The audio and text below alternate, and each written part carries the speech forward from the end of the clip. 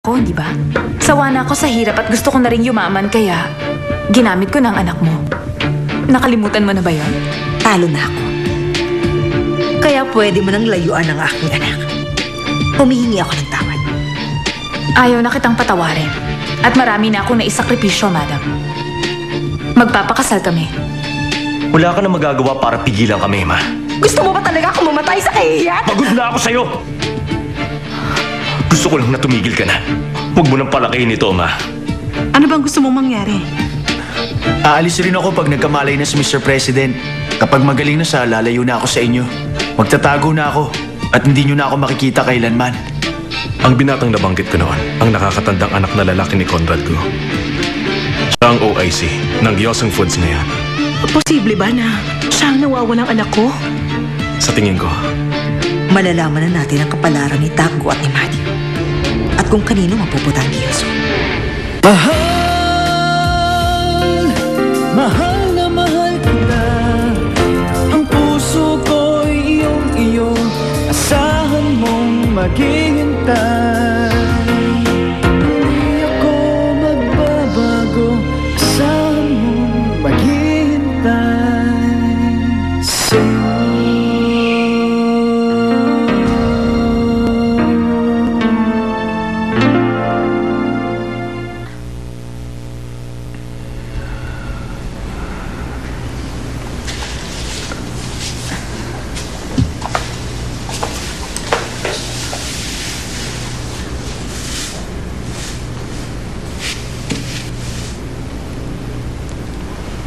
Sir?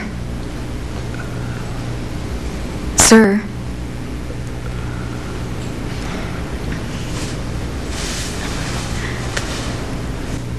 Takgo.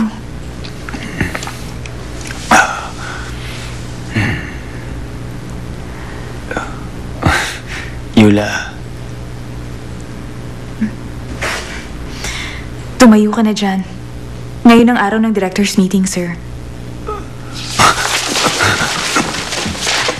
oo nga pala. Late na ba ako sa meeting, ha? May oras ka pa para mag-ayos.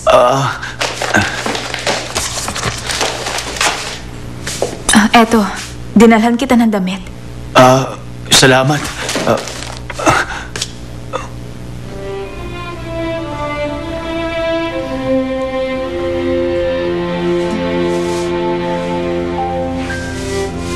Sandali, Yula. Kumusta ka? Okay ka lang, di ba? Mabait ba sila sa'yo? Ang pamilya ni Matthew?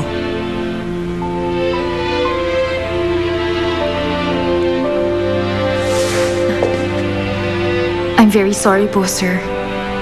Ayokong pinag-uusapan ang personal kong buhay. Oo nga. Pasensya ka na sana.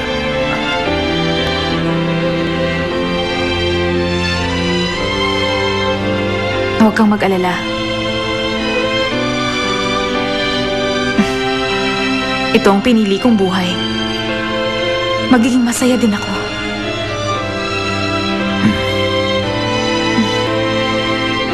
Galingan mo sa director's meeting, ha?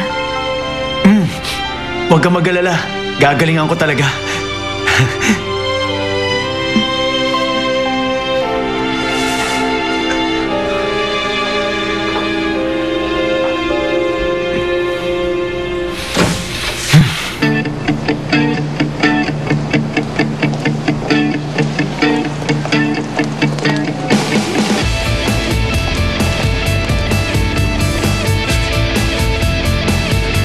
Okay, haharap ako doon bilang si Kim Takgo.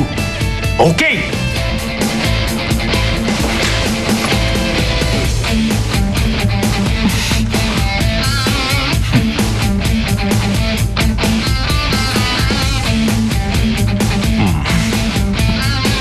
Handa na ako na humarap sa kanila. Totoong tao na may masayang puso. Hay! Hay! Hay! Hay! Halika na! Galingan natin!